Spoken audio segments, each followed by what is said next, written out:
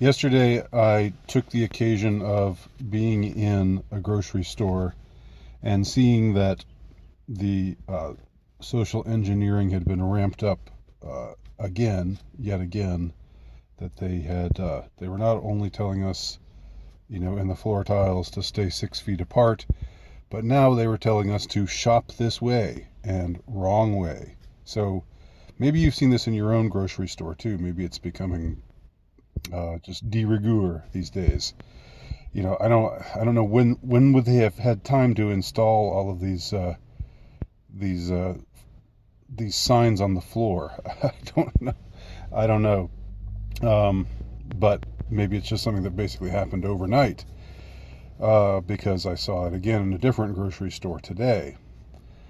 But I took a video of myself wandering down the aisle, seeing the sign saying "Don't go this way, but shop this way."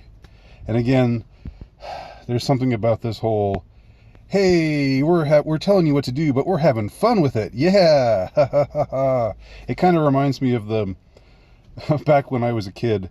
They would have these ads for signing up for selective service, and it would be like, "Yeah, at the post office," and there'd be like like a rock song and kids dancing around and stuff, and it'd be, "Yeah, go sign up so that the government can grab you whenever they see fit and throw you into some war and get you killed at the post office." It's like that same kind of, we're having fun with it, but we're really, tyrannizing you even more, and telling you what to do at a ever more micro level. And it was like, I kind of wonder, of course it flipped off the switch in my head. For some people, I think it's just like, oh, well, they say walk this way, walk this way. Me, for better or for worse, I'm not saying this is a good thing, or a sign of me being better than others, but, I just don't like to be arbitrarily told what to do all of a sudden. I don't take that well. I don't take that kindly. It's just how I am. So when I saw it in the second grocery store, when I saw these signs up in the second grocery store, you know what I did? I went and walked right down one of the aisles where it said not to walk. The wrong way down the aisle. And you know what happened to me? Absolutely nothing. And I saw other people doing it too. But but anyway, it struck me that, and of course, people will say, "Oh, well, first world problems," and try to deride the issue, to deride those who are worked up about it, in that manner. But are you telling me in the third world they would take well to this? Are you telling me in any world between the first world and the so-called third world that this would be a welcome development? I mean, I don't think just taking stock of where we're at is ought to be dismissed as third world problems or white people problems or what, all of these flippant little slogans that they come up with, to dismiss what you're pointing out. But anyway, I thought to myself, okay, next time I'm in the store and say I'm looking for cereal, right? And I go to the cereal aisle. The cereal aisle says wrong way. So does that mean I have to go, even though, even let's say there's nobody in the aisle, does that mean that I have to go the next aisle over, go all the way down that aisle, then turn around and go back up the aisle the right way? Is that what they're asking me to do? And how many people are actually going to do that? How much of this is just for show? How much of this is just to signal in the right direction? Just like, we're seeing more and more of these signs. Thank you, nurses. Thank you, doctors, for your courageous efforts. Like that same kind of crap. That same kind of wanting to seem like a good person, like a good corporation, like you're saying the right thing. But you know, it's one of those things. It's one of those little petty intrusions. You might almost call it a microaggression, if that term hadn't already been usurped by the wrong people. I would call it that, because it is that. It's not an aggression on a huge level. It's not like somebody coming and threatening to kill you or beat you up if you don't do what they say. But it is, you're just, all of a sudden you're in the store where there were where you could just go down any aisle at any time before, and all of a sudden now they're telling you that you can't go down this aisle and you have to go down that aisle, and, you have to loop around to get the item that you wanted. And of course, it's not the point. Of course, it's not like you're going to lose a whole lot of time looping around. That's not the point. The point is, they're hurting you. There's an indignity to it.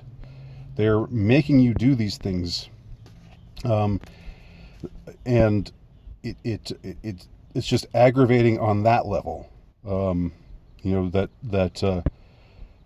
It's very similar to what happened at the airports after 9/11, except now it's spreading further and further and further out.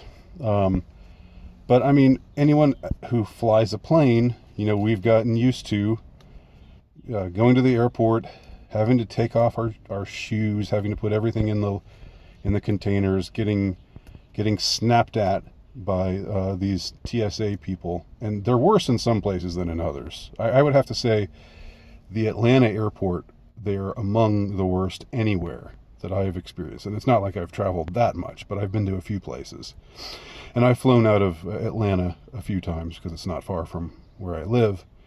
And that's where they've really got got this snide kind of condescension, kind of talking down to you, just to an art. And it's a cultural thing, and it's also a gender thing. But I'm not going to get any more specific about it than that. Anyway, now this whole the same kind of aggravation is in the grocery store, where they're telling you what to do, and it's not that, it's, in a certain way you might just say, oh well, just do what they say and get it done with, and it's not going to take that long, and it's not a big deal, and so forth. But on the other hand, it's just all this stuff that's completely useless, that's completely dumb. Nobody is flying safer now because they're making us all take off our shoes before we get on a plane. Nobody is flying safer now because they're, taking a picture of our whole body naked, with these harmful X-rays, or whatever. All the stuff that they've been doing, all the TSA stuff, it hasn't enhanced airport safety in the slightest, I'm convinced. And the stuff that they've got now in several grocery stores, maybe it's in nearly all grocery stores, maybe it will be in all grocery stores eventually. It's the same kind of deal.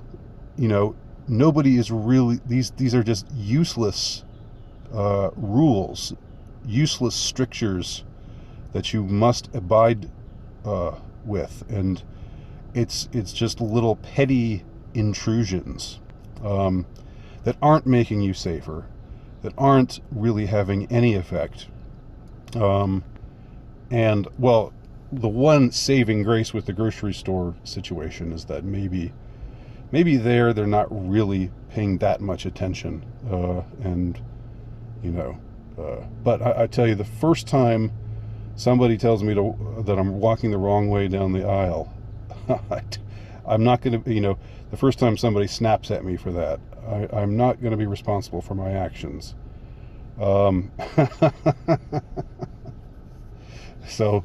hold me back, restrain me, stop me before I, kick major ass. I don't know. That might just be my breaking point. But still, even so, you know, the idea, even if they're not enforcing it, even if they're not really paying that much attention to it, the fact that the signs are there is a sign of where we're at, and it's a sign of what they want to do with us, what they think of us. They want to just kind of make us run through their mazes. You know, it kind of puts you in that mindset, puts you in that mentality. Again, for some people, it's just not a big deal. It's just like, oh, well, okay, I'll just go. I need an item in aisle 4, but I can't go this way down aisle 4, so I'll just go to aisle 5 and loop around. No big deal, and go in the right direction to get it that way. And if I walk down aisle 4 and I happen to miss it, then I'll just keep going to the end of the aisle and loop around again and loop around again. You know, it's just like it's like a train. Like if you miss your stop, then you have to go all the way around again to get to it again. It's just, you have to laugh about it. That's why I'm laughing about it, because I have to. Otherwise, I might just have a coronary, and that might happen anyway. Who knows?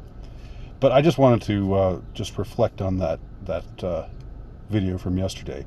Again, of course, it's not a big deal. Of course, people will say, "Oh, you're just making, you know, who really cares?"